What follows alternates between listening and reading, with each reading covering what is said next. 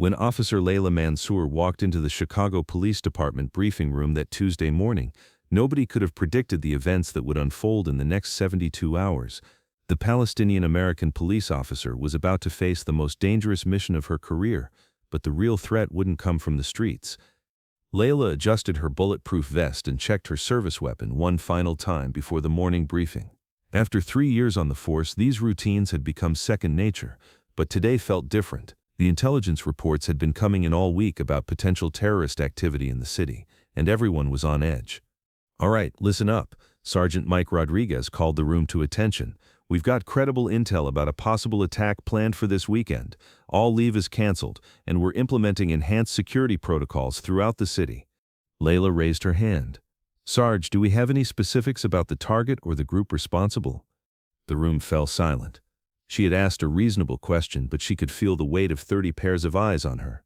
In the 3 years since she'd graduated from the police academy, she had never quite escaped the feeling that her colleagues were watching her differently, evaluating her differently, questioning her loyalty in ways they never questioned each other.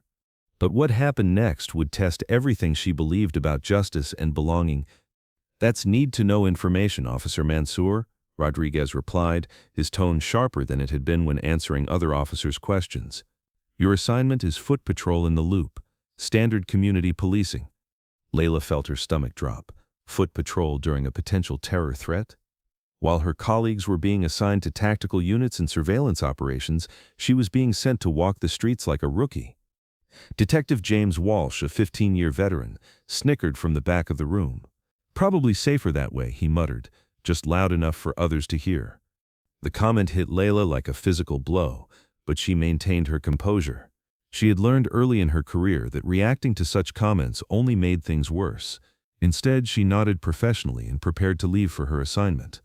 But as she walked toward the door, she overheard a conversation that made her blood run cold.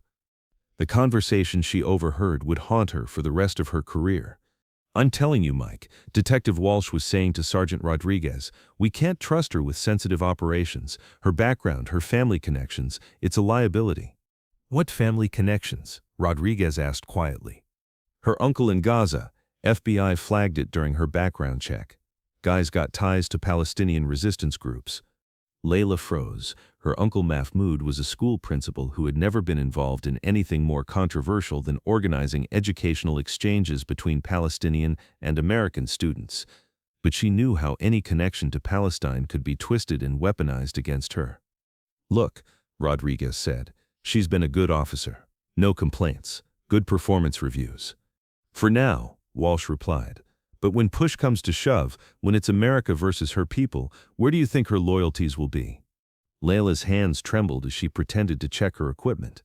3 years of exemplary service, 3 years of putting her life on the line for this city, and this was how her colleagues saw her, as a potential traitor waiting for the right moment to betray them.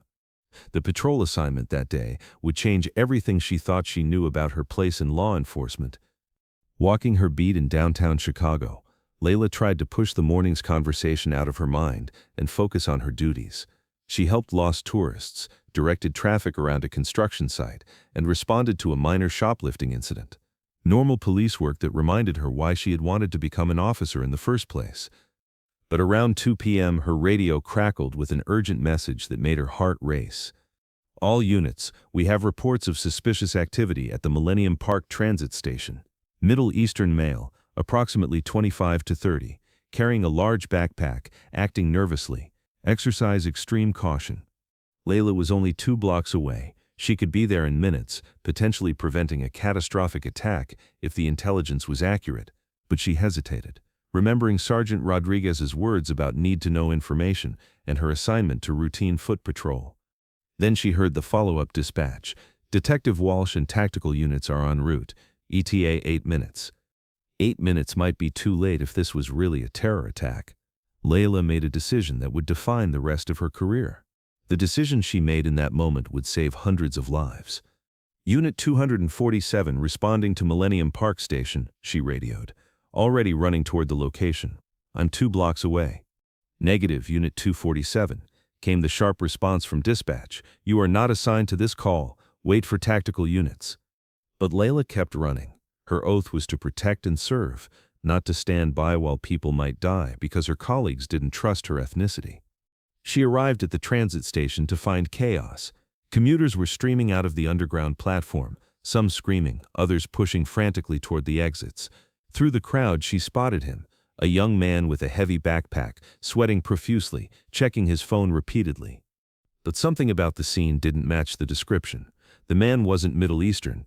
He appeared to be white, possibly Eastern European, and his nervous behavior wasn't the focused tension of a terrorist. It was the frantic energy of someone who was lost and panicked.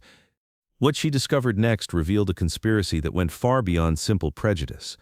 Laila approached the man carefully, her hand near her service weapon but not drawn. "Sir, I'm Officer Mansour with CPD. Are you okay?" The man looked up, relief flooding his face when he saw her uniform. "Officer, thank God. I think I'm having a panic attack. I can't find my way out of here, and there's something wrong with the trains." "What do you mean something's wrong with the trains?" Laila asked, her training kicking in. "The announcement said all trains are stopped because of a suspicious package, but I was down on the platform and I saw the transit workers.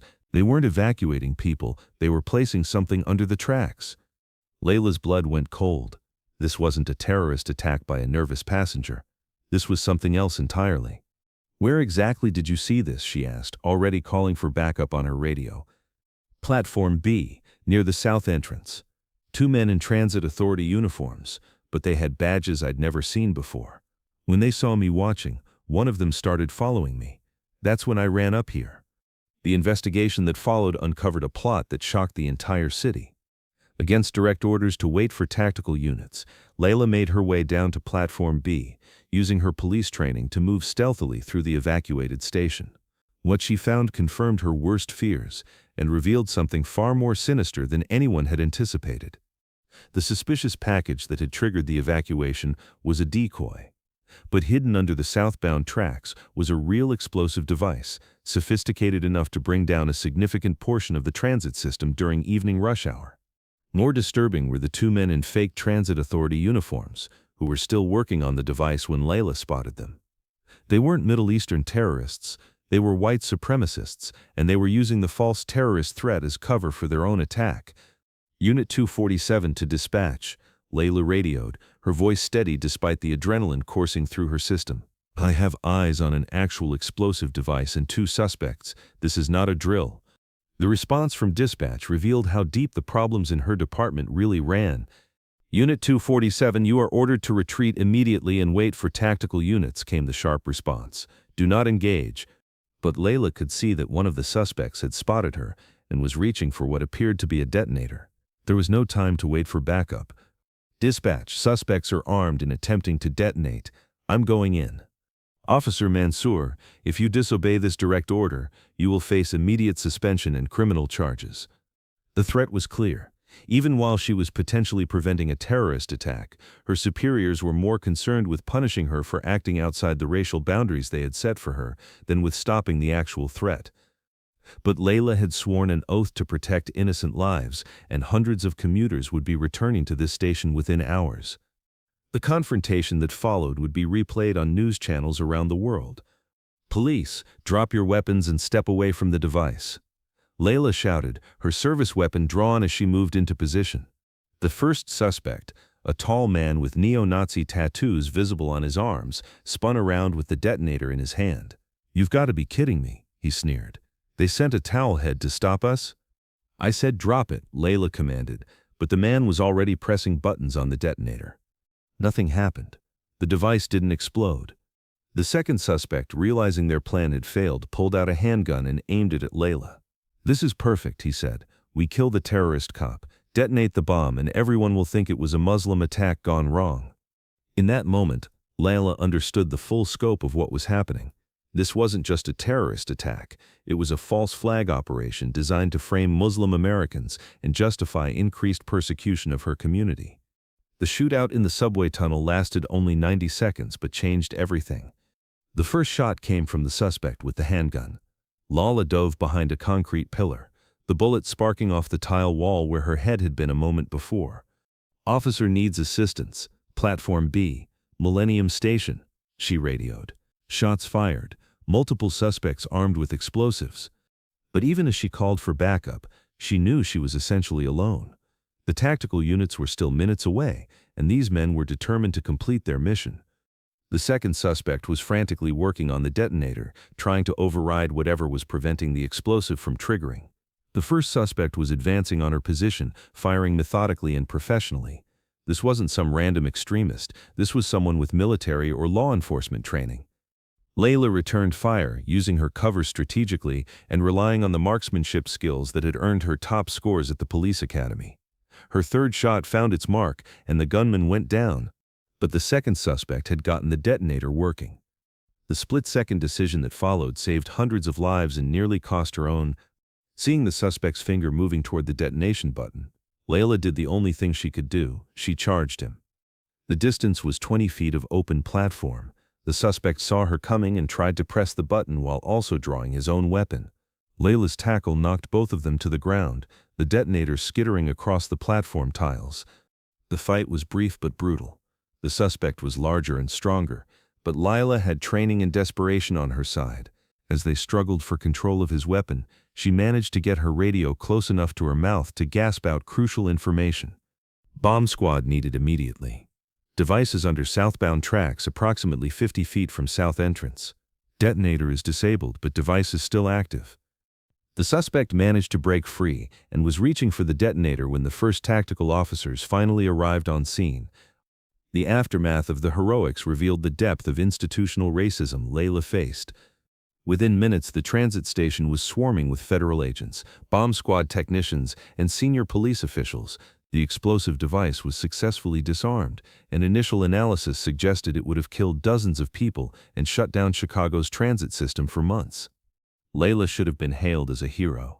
Instead, she found herself being questioned by internal affairs investigators about why she had disobeyed direct orders.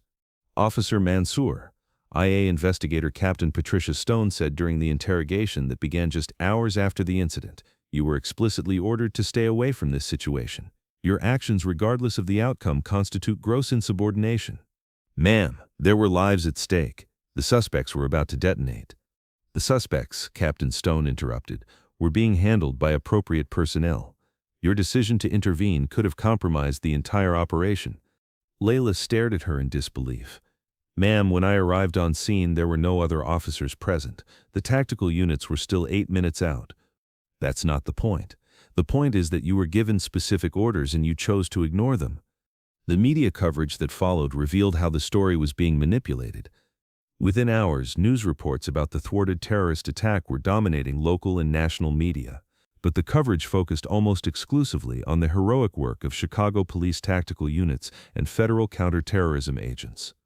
Officer Laila Mansour, the woman who had actually discovered and stopped the attack, was mentioned only in passing as an officer who was first on scene. More disturbing were the leaked details about the investigation, which suggested that authorities were looking into whether Officer Mansour might have had advanced knowledge of the attack due to her background and community connections. The implication was clear. Even her heroism was being twisted into evidence of potential disloyalty. Detective James Walsh was quoted in one article saying, "We have to ask ourselves why Officer Mansour happened to be so close to the scene, and why she was so quick to disobey orders. These are legitimate questions that need to be investigated." The support that came from unexpected sources kept Laila fighting. As the official investigation continued and media coverage grew more hostile, Laila began receiving messages of support from unexpected sources. The panic attack victim she had helped, Dr. Michael Chen, a university professor, had witnessed the entire confrontation and provided detailed testimony about Laila's heroism to federal investigators. Transit workers who had been evacuated from the station came forward to confirm that they had seen suspicious activity from the fake transit authority workers hours before the incident. Most importantly, analysis of the explosive device revealed that it was connected to a larger network of white supremacist terrorists who had been planning coordinated attacks across multiple cities. Agent Sarah Williams from the FBI's Joint Terrorism Task Force requested a private meeting with Laila. "Officer Mansour, I want you to know that your actions prevented what could have been one of the deadliest domestic terror attacks in recent history." "Then why am I being treated like a criminal?" Laila asked. Agent Williams was quiet for a long moment. "Because some people in law enforcement are more comfortable believing that the threat comes from people who look like you, rather than facing the reality that the threat often comes from people who look like them. The investigation that cleared her name revealed systematic problems throughout the department. The federal investigation into the terrorist plot expanded to include an examination of how the Chicago Police Department had handled intelligence about the threat.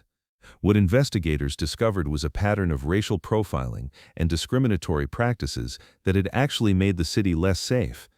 The original credible intelligence about Middle Eastern terrorists had come from an anonymous tip that federal investigators quickly determined was planted by the same white supremacist network that had carried out the actual attack. The false intelligence was designed to focus law enforcement attention on Muslim communities, while the real perpetrators prepared their attack. More damaging was the discovery that several CPD officers, including Detective Walsh, had been in communication with white supremacist groups and had been feeding them information about Muslim officers and community members. The investigation revealed that Laila's uncle in Gaza, the terrorist connection that had been used to question her loyalty, was actually working with the FBI as an informant, helping to identify and disrupt actual terrorist networks in the region. The vindication came with a cost that nearly destroyed her faith in justice. After 6 months of investigation, all charges against Laila were dropped, and she was officially commended for her heroism in preventing the terrorist attack. The media coverage of her vindication was extensive, but it couldn't undo the months of suspicion and professional isolation she had endured. Detective Walsh and 3 other officers were terminated and faced federal charges for their connections to white supremacist groups. Sergeant Rodriguez was demoted for his role in excluding Laila from counterterrorism operations based on her ethnicity. But for Laila, the victory felt hollow. She had saved hundreds of lives and exposed a terrorist network, only to be treated as a suspect by the very institution she had sworn to serve. "I don't know if I can keep doing this," she confided to her partner, Officer Maria Santos, who had been one of the few colleagues to support her throughout the investigation. "The department needs officers like you," Maria replied, "especially now." "Does it? Or does it just need officers who look like me to prove it's not racist while still treating us like we don't belong?" The decision she made about her future would inspire a generation of minority officers. Instead of leaving law enforcement, Laila decided to fight for change from within the system. She applied for and was accepted into the FBI's National Academy, a prestigious training program for law enforcement leaders. But she also began working with civil rights organizations to address systematic discrimination in police departments across the country. Her case became a model for how racial bias in law enforcement could actually undermine public safety by preventing qualified officers from doing their jobs effectively. "I realized that leaving wouldn't solve the problem," she explained during a speech at the National Organization of Black Law Enforcement Executives Conference. "The next Palestinian-American officer, or the next Muslim officer, or the next officer from any minority community would face the same barriers I faced. Someone has to stay and fight to tear down those barriers." The program she developed changed police training nationwide. Working with federal agencies and police reform organizations, Laila helped develop a new training curriculum that addressed both implicit bias and the practical consequences of discrimination in law enforcement. The Mansour Protocol, as it came to be known, required police departments to examine how racial profiling and exclusion of minority officers could create blind spots that actual terrorists and criminals could exploit. The training emphasized that diversity in law enforcement wasn't just about fairness, it was about effectiveness. Officers from different backgrounds brought different perspectives, language skills, and community connections that could be crucial for public safety.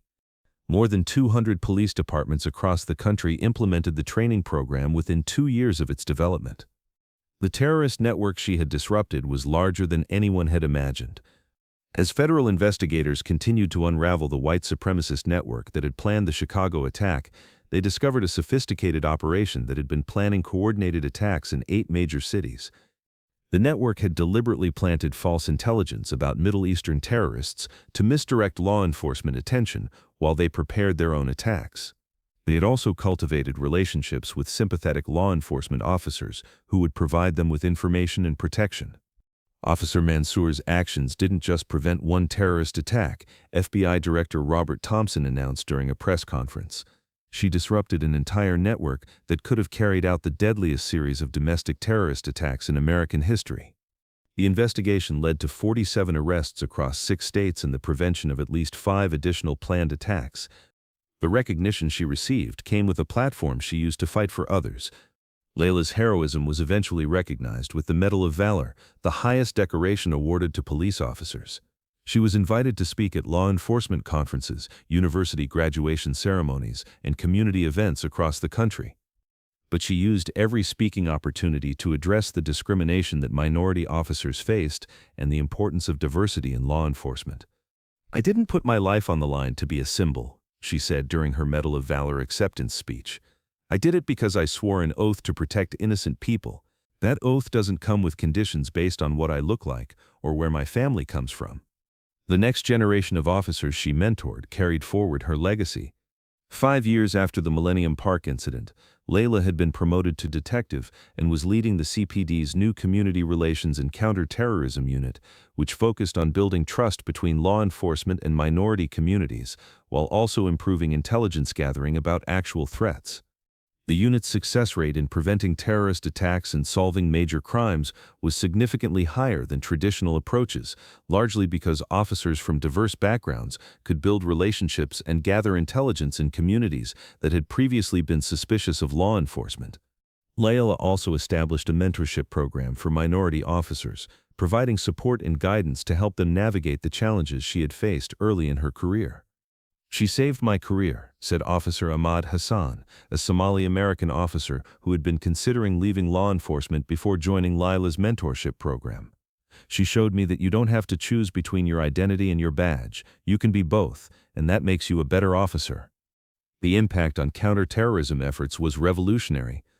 The intelligence networks and community relationships that Laila's unit developed proved invaluable in preventing future attacks. By building trust with Muslim, Arab, and other minority communities, officers were able to receive tips and cooperation that had been lacking under previous approaches. In 3 years, the unit prevented 12 potential terrorist attacks, arrested 23 individuals planning violence, and developed intelligence that helped federal agencies disrupt terrorist networks in other states. More importantly, the unit's community-focused approach had virtually eliminated the false intelligence and racial profiling that had previously hampered counter-terrorism efforts. "Detective Mansour has proven that diversity isn't just about doing the right thing morally," said Chicago Police Superintendent David Johnson. "It's about doing the smart thing tactically." Her unit is the most effective counter-terrorism operation we've ever had. The family legacy she built transcended her individual achievements. When Laila's younger brother Omar graduated from the police academy 7 years after her Medal of Valor ceremony, he entered a law enforcement environment that was dramatically different from the one his sister had faced. The systematic discrimination that had nearly derailed Laila's career was still present in many departments, but it was no longer unopposed. The legal precedents, training programs, and cultural changes that had resulted from her case provided protection and opportunities that hadn't existed before. "My sister didn't just save lives that day at Millennium Park," Omar said during his graduation speech.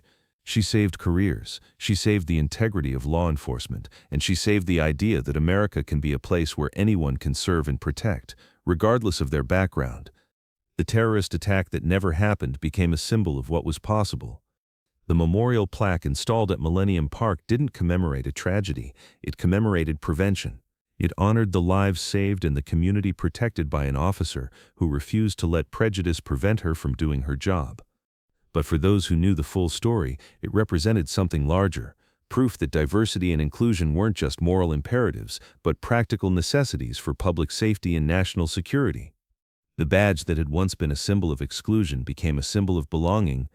10 years after that Tuesday morning briefing when Detective Walsh had questioned her loyalty, Laila stood before a new class of police recruits as their training commander. The room was more diverse than any police academy class in Chicago history, officers from dozens of different backgrounds, all united by their commitment to serve and protect. "Some of you will face discrimination," she told them during their first day of training. "Some of you will be questioned, doubted, or excluded because of what you look like or where you come from. When that happens, remember that your oath is to protect innocent people, not to prove yourself to people who have already decided not to trust you." The threat that had been designed to divide ended up bringing communities together. The white supremacist network that had planned the Millennium Park attack had intended to trigger a backlash against Muslim Americans and other minority communities. Instead, the heroic actions of a Palestinian-American officer and the subsequent reforms in law enforcement had created new bonds of trust and cooperation. Mosque leaders worked directly with police to identify potential threats. Arab American business owners provided intelligence about suspicious activities. Muslim American officers served as bridges between their communities and law enforcement. The terrorists' plan to divide had backfired completely, creating exactly the kind of unity and cooperation that made terrorism less likely to succeed. The legacy continued to grow beyond law enforcement. Laila's story became a case study in business schools, military academies, and public administration programs as an example of how diversity and inclusion could improve organizational performance and mission effectiveness. The Mansour model was adapted for use in corporate security, military intelligence, and other fields where diversity of perspective and community relationships were crucial for success. The officer who had been seen as a liability became the standard for what law enforcement could be. As she prepared for retirement after 25 years of service, Laila reflected on how much had changed since that morning when she had overheard colleagues questioning her loyalty. The Chicago Police Department she was leaving was not perfect. No institution was, but it was dramatically more effective, more just, and more representative of the communities it served. The terrorist attacks that had been prevented, the lives that had been saved, the trust that had been built between law enforcement and minority communities, all of it traced back to the simple principle that had guided her career. Everyone deserves the protection of the law, and everyone who is qualified should have the opportunity to provide that protection. The badge she hung up had changed the meaning of service itself. At her retirement ceremony, attended by officers, federal agents, community leaders, and family members, Laila was asked what she hoped her legacy would be. "I hope," she said, "that future officers won't have to choose between their identity and their badge. I hope they'll understand that who they are makes them better at what they do, not worse. And I hope that when the next crisis comes, because there will always be a next crisis, the department will have officers from every community, every background, every perspective, ready to protect and serve everyone." The story that began with suspicion ended with transformation. The woman who had once been viewed as a potential security threat had become the architect of the most effective counter-terrorism program in the country. The officer whose loyalty had been questioned had demonstrated loyalty to the highest ideals of law enforcement. The Palestinian-American who had been told she didn't belong had created a space where everyone could belong. And in police departments across America, a new generation of officers wore their badges with the knowledge that diversity wasn't a burden to overcome, but a strength to embrace. The attack that never happened became the victory that changed everything. The officer they didn't trust became the leader they couldn't do without. The badge she almost lost became the symbol of what American law enforcement could become.